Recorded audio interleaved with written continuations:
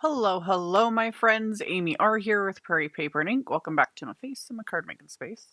And a couple of summer themed cards using one stamp and die set.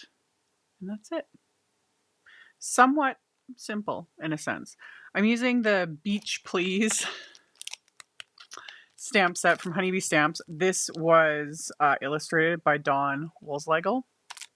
She goes by Dawn+9 here on like YouTube and on social medias and stuff. I've talked about her a lot in past videos and stuff. She's just phenomenally talented. Whew, you want to learn about like watercolor and card composition and all the things. Highly recommend following her.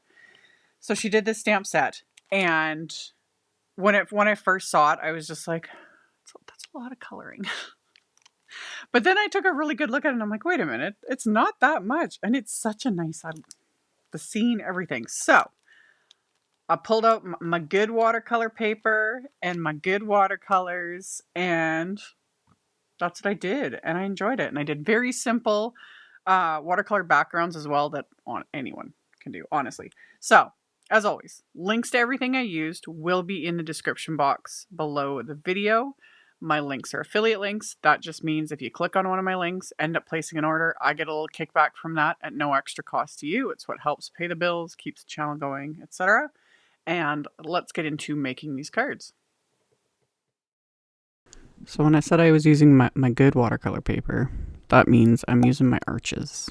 It is good watercolor paper. For whatever ridiculous reason, I hoard this stuff. Even though I have a couple packs as backups, again, sometimes I can't explain to you guys the randomness of the thought processes. And the funny thing is this, every time I use this watercolor paper, I am always happy with the results. Because of all things, when it comes to watercolor, paper is the biggest game changer. Brushes are great. I've mentioned in past videos, and it's been a long time since I've talked about it, but like good brushes make a difference too, but you can kind of get away with like lower quality brushes, you know, especially if you're just starting out. You don't need to get all the fancy schmancies. And I'll still always love my Canson XL, but Arches makes such a huge difference. The thing to remember with Arches, this is cold press watercolor paper. This does have a fair bit of texture. You can tell just by the feel of it. There is a smoother side to this though, and you can just kind of tell. The one side has a bit of a rougher texture and the other side is just slightly smoother. I highly recommend, if you're using this watercolor paper and you're going to stamp on it, is figure out what side is the smooth side. It just helps. And a stamp positioner helps as well. I did have to ink these images up more than once and stamp them. I used my go-to VersaFine Clair Nocturne ink. Stamp these. I did not heat emboss them. Yeah. I usually heat emboss my images. I talk about this a lot. I usually heat emboss my images when I'm watercoloring because I like the raised edges because it gives me, they're like bumper pads. But I thought I would, not heat emboss and do some real painting. I'm using like air quotes so you guys can't see, but yeah. And then for my good watercolors, these are the Mijello Mission Gold. I actually have ones that are even fancier than this, but the Mijello Mission Gold, it's a great palette. And for the price, honestly, and the amount of colors you get. I did an unboxing of this and like filling this palette however many years ago. It was many, many years ago. And I have not had to refill any of the wells since. That doesn't mean it lasts that long. It's just, I am a person who has an entire massive drawer of watercolor supplies. I collect them, whatever. Anyway, these are good watercolors and they're nice and transparent. You can layer everything up and add it with this watercolor paper, and I'm honestly not doing anything super involved, or I'm just trying to think like the easy, I honestly do think almost anyone can do this, at the very least with a little bit of practice, because I'm just kind of filling everything in. I'm not doing any crazy like glazing techniques or, anything. I swirl the brush and paint, like fill in each area. And I think if you kind of break it down into that, especially like images like this that might seem a little intimidating because, there's a lot going on, etc. Pick one thing and start. So in this case, I picked like the greenery on the palm trees, you know, each leaf. It was like, okay, I need a green. So I started with that. And then you go on to the trunks. And then, you know, the little bit of greenery, the seagrass and stuff, et cetera, et cetera. And if you could just do one section at a time, try not to overthink it over the entire image, the planning, et cetera, and just start with one spot and then move on to the next, move on to the next. It just makes it a lot easier to handle. It's because I know watercoloring is intimidating. Trust me. When I first got into watercolor all those years ago, I was like, how do people do this? You just got to start, jump in, experiment. In the beginning, it's a lot more difficult because it's always the learning to control the water, learning to, you know, lighter in areas and darker in areas, yada, yada, yada. But the easiest way to learn is to just start doing it, and you start getting a feel for it. And in all those years, I still am not nowhere near an expert because I jump around 5 million different coloring methods. Because it's just, you know, me, and I've got ADHD, and it's just like squirrel, you know, I jump on to the next thing. I go in phases, is what it is. I'm okay with it. I am okay with it. But yeah, the more you get a feel for it, the more comfortable you get. And I will say, like, over time, watercoloring became one of my favorite ways to color. I love mucking around with watercolor, whether it's you know, doing it like this with the good paper and the good watercolors, or, you know, when I bring out my Distress Oxide inks and I'm slapping color on and making a mess. Love it. Absolutely love it. Never thought I would say that. So if I can do it, anybody can do it. So anywho, all that randomness got me through painting these. These did not take that long. That was part of it too. I thought these would take me like quite some time. Honestly, the first one took me like 20 minutes, something like that. Not very long, really. This one, the only big mistake I made was when I was painting that little surfboard there, when I added the orange stripe, the purple was still wet, and I knew that, and I still kept doing it, so it started like bleeding into the purple, which makes mud. But I was still okay with it, because I was like, I'll just go back over, add a second layer. Like, when things are dry, it'll be fine. It'll be fine. The other thing I was using was, these are the Altenew watercolor brushes. Oh, except for the one that I'll use in a minute. I used my Altenew watercolor brushes. I've been using them a lot the last few months. I bought these 2 or 3 months ago. I forget when it was. I've had them for a while. I really like them. And when I was speaking of, like, you know, quality watercolor brushes for the price, these are really good. Because I have some watercolor brushes that are much more pricey that are, you know, amazing. One of which, yeah, I'm going to use. I thought it was an Altenew one, and now I'm just staring at it. And I'm like, oh, no, this was a silver black velvet. We'll get to that in a second. Anyway, once I was done all the painting, there is a coordinating die set for this stamp set. So I use the coordinating dies to die cut these out.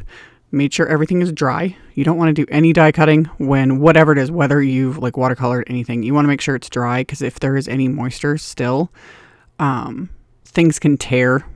Just not good. Don't want that. Make sure things are dry before you die cut. So I taped the wafer dies into place and then die cut them. And then I took 2 more panels. These ones I'd cut down to A2 size, so 4 1/4 by 5 1/2, because these are going to be full card fronts. And it's the same Arches watercolor paper.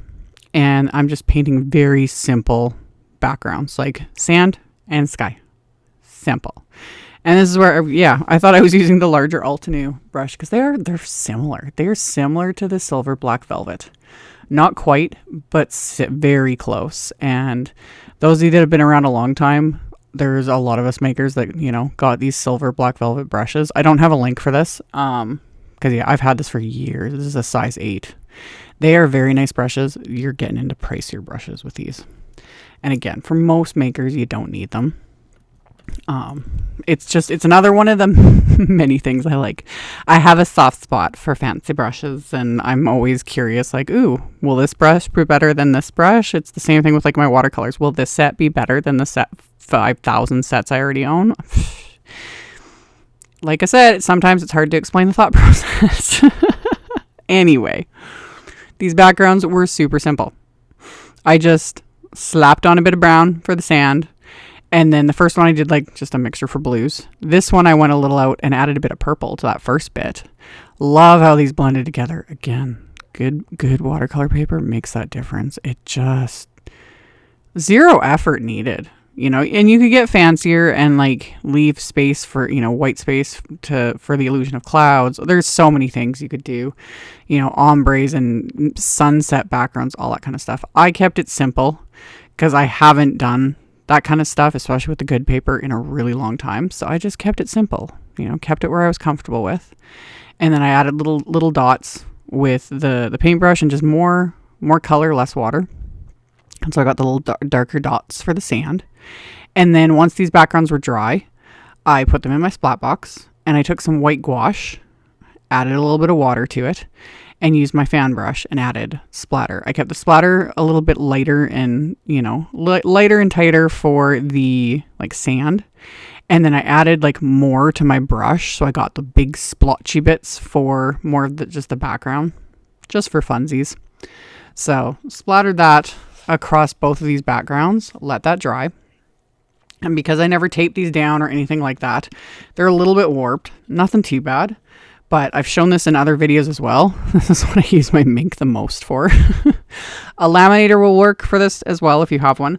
Or you can just put some heavy things on top of it once it's dry and let it flatten. Because I don't usually have time and I'm just going like start to finish, you know, got to get these cards done.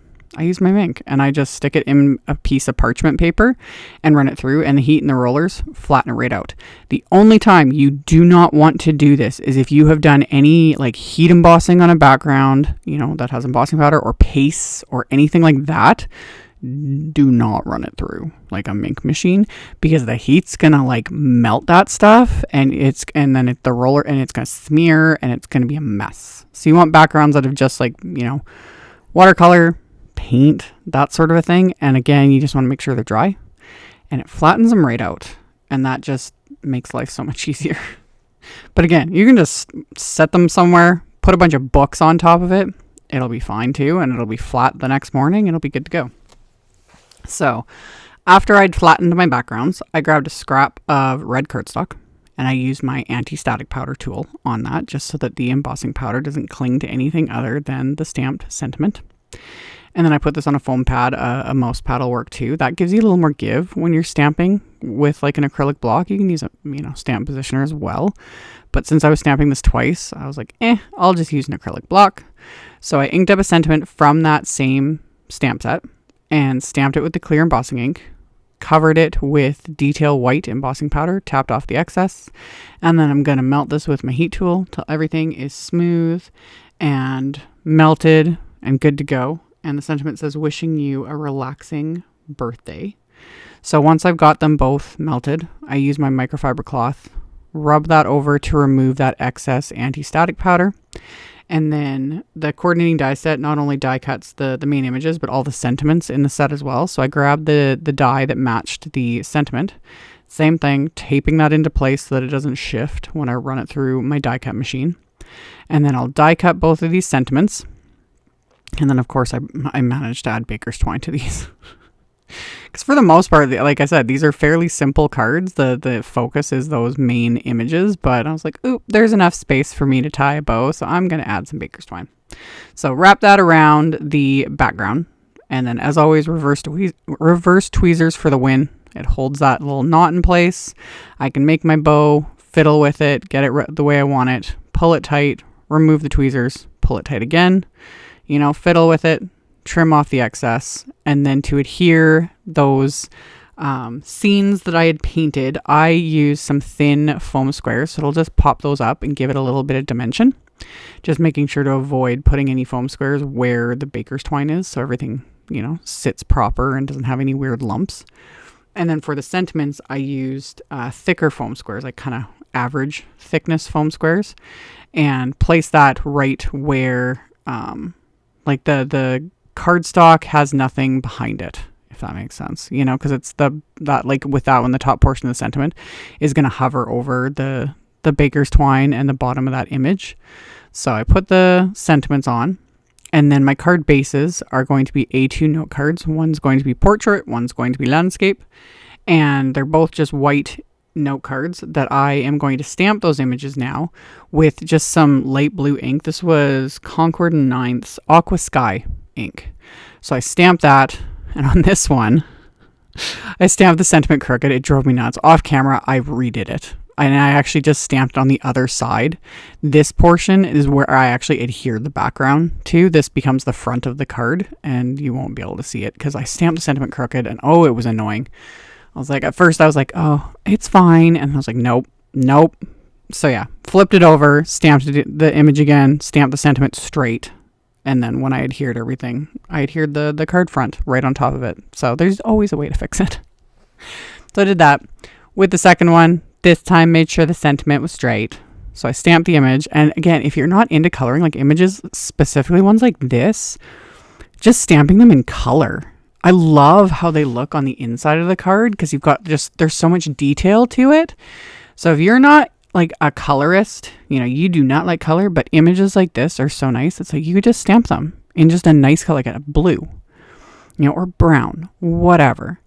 And then stamp your sentiments and you're good to go. Like these would make a really nice, just very simple, like if you want, especially if you want to do a set, totally. Because like I always say, I don't really do clean and simple much, but the insides of my cards are generally a clean and simple card. So anyway, that's just another random idea.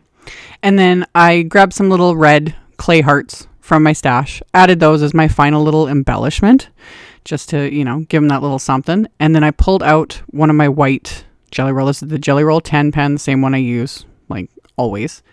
And I used that to add just little highlights and whatnot to these images. It just kind of finishes everything off. I also added like random little dots along the bottom portions of the stamped images where the sand was, just to kind of mimic the splatter I had added to the backgrounds. So it just gave it that little extra something. So I went along and did that to both of these cards. And then once I had all my little gel pen highlights, that finished them off. So like I mentioned in the intro, all the links to all the things are in the description box below the video. I'll also have a link to my blog post. If you go to the blog post, I've got the photos of the cards, picture links to everything. It's a little easier to navigate. I also have links to all my socials and whatnot. That's in the description box below as well. So if you just expand it, it'll all be there for your convenience if you want to check any of that out. And then as always, I very much appreciate you taking the time to sit and watch my videos. And I will see you all very soon in the next one. Bye.